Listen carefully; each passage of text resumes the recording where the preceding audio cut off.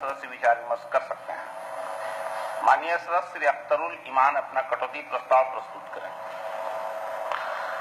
अध्यक्ष महोदय, मैं प्रस्ताव करता हूं कि शीर्ष की मांग से 10 रुपए घटाई जाए। अध्यक्ष महोदय, एजुकेशन यानी शिक्षा देश का और पूरी मानवता का वो सबसे बड़ा जेवर है जो इंसानों को जानवरों से अलग करता है, पशुओं की दुनिया से अलग बनाता है। और दुनिया में जितनी भी संपत्ति है, दुनिया में जो भी दौलत है, उसमें सबसे ज्यादा अगर किसी की अहमियत है तो एजुकेशन की है। सोने चांदी जवाहर के ढेर हो जाए, लेकिन आदमी को ज्ञान न हो तो आदमी इज्जत की जिंदगी नहीं गुजार सकता।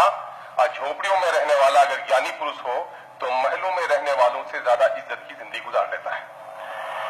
और अध्यक्ष महोदय, सभ्यताओं का इतिहास रहा है और कौमों की तारीख भी रही है कि व्यक्ति हो या कोई कौम, दुनिया में इज्जत के साथ, सम्मान के साथ वही लोग जिए हैं जिनको शिक्षा, जिनको ज्ञान की प्राप्ति हुई है। इसलिए कहा जाता है कि नॉलेज इज पावर। अगर देखा जाए तो पशुओं के मुकाबले में शारीरिक दृष्टिकोण से इंसान कमजोर होता है, लेकिन इंसान के अंदर ज्ञान की वो शक्ति है कि चाहे जंगलों का शेर हो या हाथी, वो सारी चीजों पर अपना स्वामित्व कायम कर लेता है और बल्कि चांद और सितारों पर भी जाकर के अपने पैरों से उसको रोंद कराता है। और जिस लोगों को ज्ञान की शक्ति नहीं है, वो लोग दुनिया में इज्जत की जिंदगी नहीं गुजार सकते। हिंदुस्तान का इतिहास भी साक्षी है कि मुट्ठी भर अंग्रेजों ने जो पूरी दुनिया में हुकूमत करी, वो अपने डंडे या अपने बंदूक की बदौलत नहीं, बल्कि अपने ज्ञान की शक्ति की बिना पर। आज भी अमेरिका में सिर्फ 5% ज्यूज रहते हैं, लेकिन अमेरिका की पूरी पॉलिसी अगर डील कोई करता है तो ये ज्यूज करते हैं जो ज्ञान की शक्ति से ही वो लैस होते हैं। महोदय, इस वक्त बिहार की जो स्थिति है, हम बिहार के बारे में कहना चाह रहे हैं कि बिहार में जहां सरकार विकास के बहुत सारे दावे कर रही है और सबसे ज्यादा बुरा अगर किसी का हाल है तो शिक्षा जगत का हाल है। और जो भी कल्पना हम कर लें, जो भी तस्वीरात में हम देख लें, अगर कागजी ऐलानात से ढंढोरे पीटने से किसी कौम की, किसी राज्य की तकदीर बदल सकती है, तो मैं समझता हूं कि बिहार की भी तकदीर बदल सकती है। और ढंढोरा पीटने से नहीं, बल्कि जमीन पर काम करने से अगर भाग में तब्दीली आ सकती है, तो जमीन पर काम करने की जरूरत है और सर को नीचे करके जमीनी हकीकत को देखने की जरूरत है।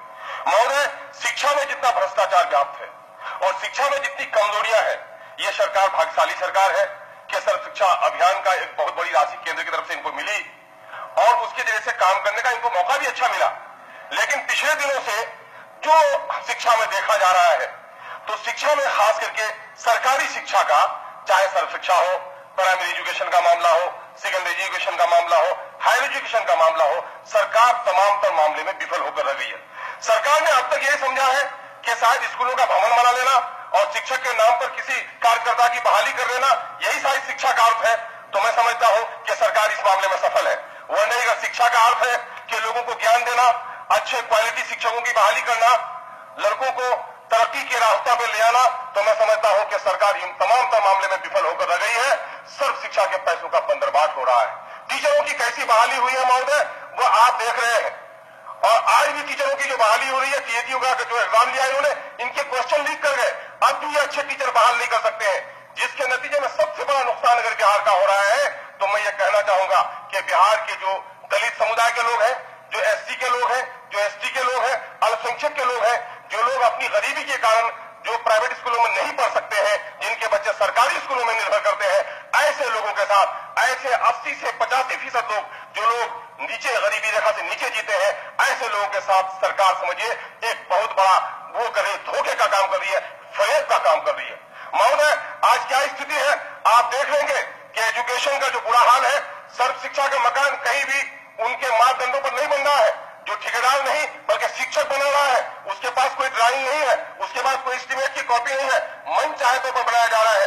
डीएससी हो या डीओएल हो, 5,000 से 10,000 रुपए की रिश्वत ले लेकर के मकान आवंटन कर रहे हैं।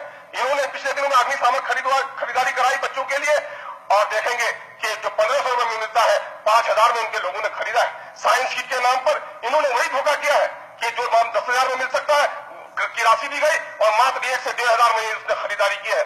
लाइब्रेरी के मामले में यही धोखा किया। पूरा इंफ्रास्ट्रक्चर मैं समझता ध्वस्त हो जाएगा। महोदय, मैंने पिछले बार भी कहा था, पिछले सदन में भी कहा था कि हिरोशिमा नागासाकी पर बमबारी हुई थी, 50-60 सालों के बाद वहां से विकलांग बच्चा पैदा होने बंद हो गए, वहां का मौसम, वहां की फिजा साफ हो गई थी। लेकिन बिहार सरकार ने शिक्षा जगत पर जो बमबारी की है, मैं समझता हूं कि 200 साल तक हमारी नई पीढ़ी मानसिक विकलांगता से नहीं निकल पाएगी।